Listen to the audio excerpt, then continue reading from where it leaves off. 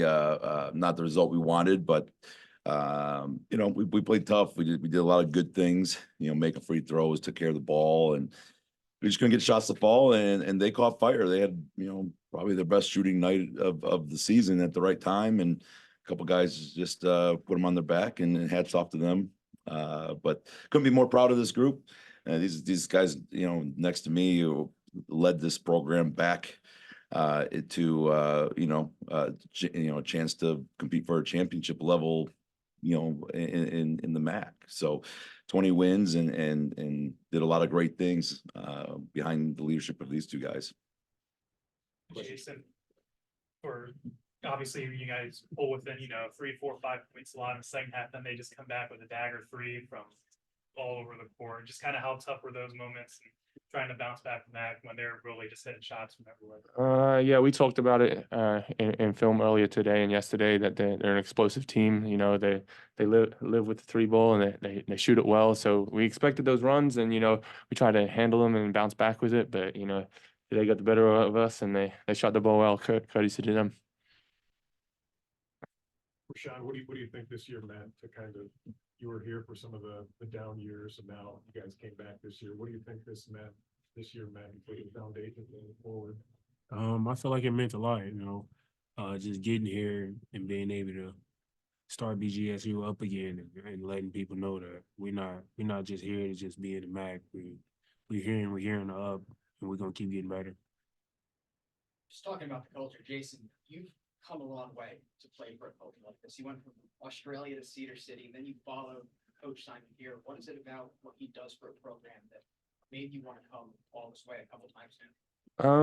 Not only does he make you a better player, but a better person. The coaching staff that he has with him always interested in you in the basketball life and outside of basketball. They want you to grow as a person, as a human being, and that's what I want to be around as much as I can be. It's great to be, and my parents appreciate everything the coaches have done with me, with my basketball career and outside of basketball, trusting that they take care of me from so far away. So, it's hard to leave something that you love. Jason, I know you guys were honored on Senior Day, still have eligibility remaining. Have you guys made up your final decisions yet with what's going to go on next year? No, not really. There's conversations to be had in the future, but it's a great place to play. There's a reason why I transferred to Bowling Green and stayed with Coach. So there's reasons to stay, and it's it's good. Yeah, just to piggyback off him, no, I haven't really made a decision, but it's a great place to play, and I love to play for Coach. How do you?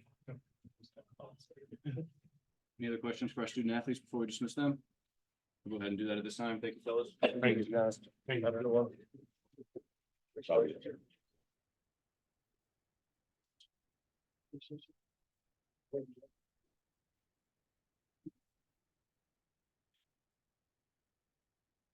Questions for Coach? Just the shooting from Kent State. They hit it from everywhere. Just kind of obviously just how tough was that, and for them just to hit, late shot clock from 10 feet beyond the arc, basically the entire game. Yeah, those are the type of games you can do a lot right, and that's a great neutralizer. How many late clock threes they got, and deep, and maybe contested, and some of those you just got to shrug and say, hey, that's their day. Heck of a game. Santiago hasn't had 6 threes in a game, for a while, hasn't, and he caught fire at the right time, and he's a good player. That's a good players do, and Sullinger obviously is a guy that can do that, and so the 11 threes between those two guys was a special performance. Halftime to only be down 6, considering the foul trouble. You guys were scoreless for over 5 minutes, and with obviously Kent State shooting, did you kind of feel like things were almost going your way a little bit, and the fact that you were still right there? Yeah, that was the backbreaker. Having Sean kind of picking up that second, and Trey picking up the second. That's 2 real vital pieces to what we do. So all of a sudden, we're kind of in the half trying to manufacture some points, and to go in there down 6, we felt really good that, hey, we got in striking distance despite the really hot shooting, and I think they were 7 for 10 at the half from 3, and so to be a 2-possession game at that point was a testament to the guys, defensively and taking care of the ball and giving us a chance, which is well, what good programs do is when you can take, their team's best, shot and still hang in there. And I thought we did all the way to the end, and to have a performance like this, sometimes you look at those shooting numbers and you say, oh, you must have won by 30, and we still had a shot. So we did a lot right, but they did a lot more right. Just looking bigger picture at this season, you guys remaking the roster on the fly and then having some injuries and then maybe some of the pieces, you guys didn't have maybe the shooting you would have liked. Do you think with the roster you had, good roster, but you feel comfortable that you and your staff maximized it? I mean, I would think you guys were pretty happy with how this even went. Yeah, I mean, you feel like, you sat there and said, we talked about in the locker room, this team is a full. I mean, rarely we ever talk about effort. I mean, this is a full-on effort deal. I mean, guys sacrifice their bodies. We got some guys that are just, beat up and taped together, and the perseverance. And you're kind of spot on to lose, Jemai Felt, in September, and lose DJ Smith, who was, got what 70 college starts under his belt and shoots it, and all the injuries in between. You're probably right at that. We've got a lot out of this group, and you can lay your head at night saying that we maximize a lot of potential out of a group. And I think that's somebody told me of the restart programs. There's only 3 that went from 20 losses to 20 wins, so that's a heck of an accomplishment for these guys. With the 4 guys who have eligibility remaining on senior day, you hope to have some of them back. Yeah, and so we try to stay in the moment. We've had conversations about things, but so guys, let's put that in the time and space where it belongs, so that you can stay in the moment and enjoy this time, with their teammates. This team is so close, so you can get lost, peeking too far ahead. So we wanted them to stay in the moment, and we'll have those conversations as they come. I do know that they love Bowling Green, they love playing for Bowling Green, and so that makes that's the best that we can do, and see where the chips fall. You guys haven't had the best depth at times this season due to injuries. Sam Towns picking up 5 fouls and getting in foul trouble early. How much did that affect you guys being able to get that output from the bench? Yeah, it was tough early too. When Trey and Sean pick up 2 early in the first half. Now all of a sudden you're going longer stretches, with Dejan and Sam and EJ are playing longer because there's not necessarily that clean rotation. So it really impacts the rotation. And I think it really kind of shifted the game a little bit when we had to kind of get out of sorts. You don't want to play Marcus the full 40. You'd love to give him a blow, and it does change it for sure. Can you just talk about Marcus coming off that, still scored 11 points, but struggled shooting, came out of the gates hot. Just talk about his performance today. Yeah, and they were certainly keen on him and trying to build walls and make it tough on him.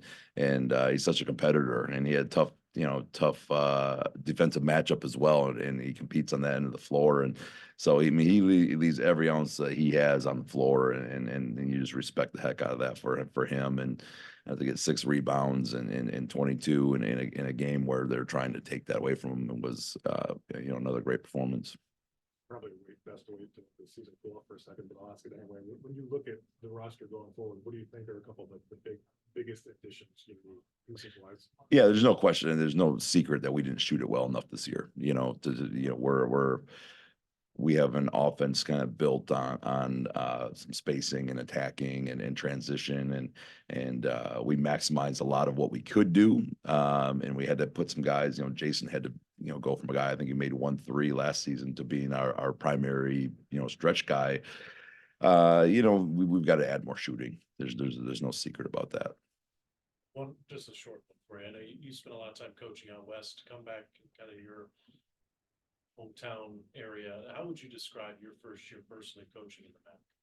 Yeah, I've always revered the MAC, and certainly a little different brand of basketball. It's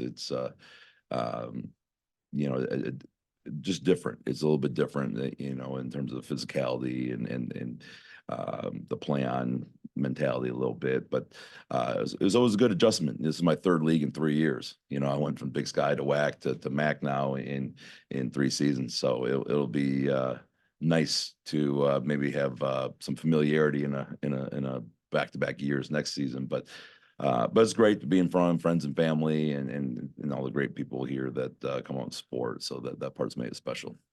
You referenced the success of the opening statement about what the team was able to do this year, especially in year one for you. How does that help as an establisher, looking forward?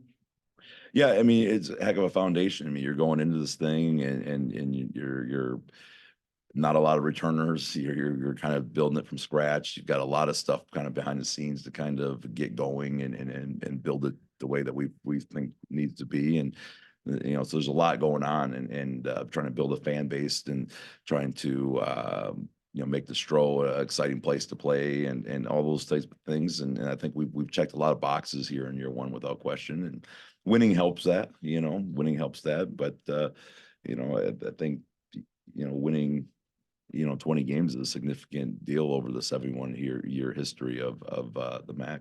Do you feel this team exceeded expectations? Yeah, it's funny because I'm not a big goal setter for teams. I said we schedule 31 games. I want to win all 31. So but you kind of set out at the beginning of the year and you don't really know what to expect. But I think if you rewind and you put it in more of a historical context, I think there's only been it's a top 10 season in from a win standpoint in our program since joining the MAC, and you won a postseason game, which first time in I think 5 years I was told.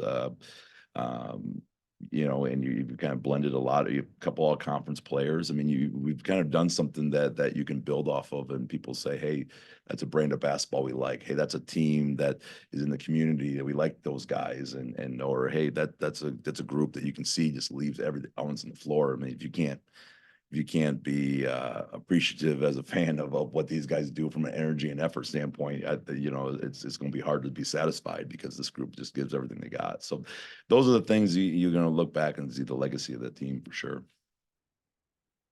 Thanks, everyone. Thanks, sir. Thank you. Thank you. Enjoy.